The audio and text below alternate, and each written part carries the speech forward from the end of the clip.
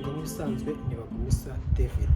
Nk'ibisanzwe rero uyu munsi tugiye kurebera hamwe amwe mu magambo dusanga mu burezi cyangwa education. Nk'uko bisanzwe rero ururimi rw'amarenga nyarwanda rwigishwa mu rurimi rw'icyongereza, bivuze ngo tuzajya tubikora mu cyongereza tunagerageze kubisobanura mu kinyarwanda. Reka dutangire. Muraho asayininga gutya, muraho cyangwa hi cyangwa hello. Then amazina, name is this one, name cyangwa amazina. Noneho my name cyangwa amazina yanjye ni Bagumisa, ni Bagumisa,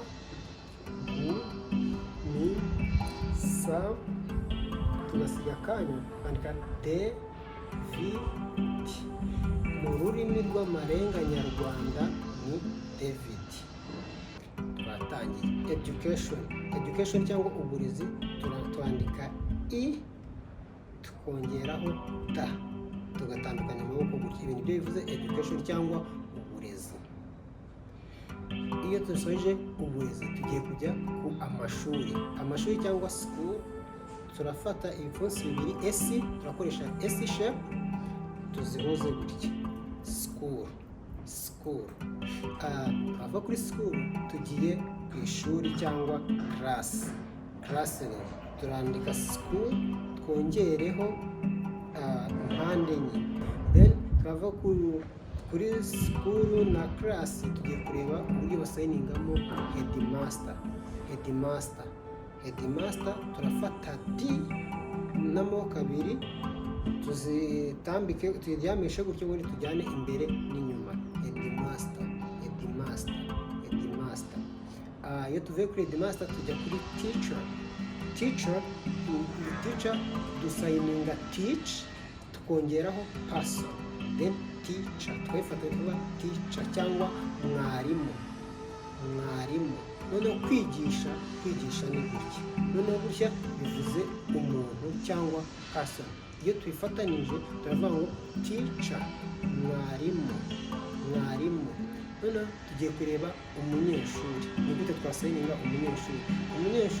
Turabanza dusayininge learn, then twongereho person.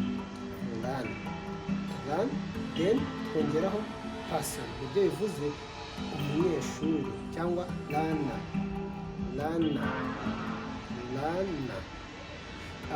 Tuvuye ku munyeshuri, ariko hari n'aho usanga bavuga ngo learner ngo ni school twongeyeho person, ngo ni umunyeshuri.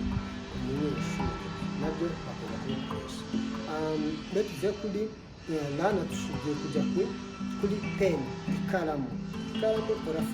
urafata y n'ako gatoki imeze gutya nka y, uze kugira gutya. This is pen cyangwa ikaramu. Iyo tuvuye ku ikaramu tugiye kureba igitabo cyangwa ikaye. Tugira gutya, urafata ibiganza bibiri bihuze gutya, urangiza bitandukanye gutya.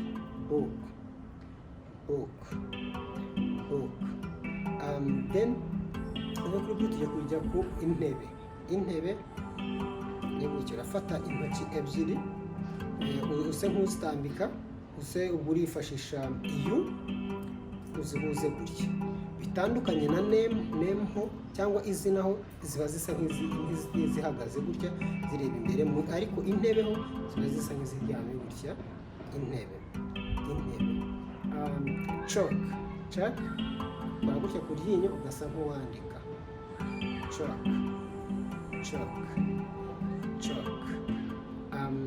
Then iyo tuvuye kuri chalk tujya ku kibaho. Ugira gutya, ufata intoki gutya ukazirambura gutya, ukazitandukanya gutya, ugasa nk'uwandika. Kibaho. Chalkboard cyangwa blackboard. Irindi jambo twasanga rikunda gukoreshwa dos. Twabonye ko dos turafata headmaster, tutaza tumanure gutya headmaster muto, umuyobozi wungirije. Then impapuro, papers ni gutya. Papers cyangwa impapuro. Murakoze.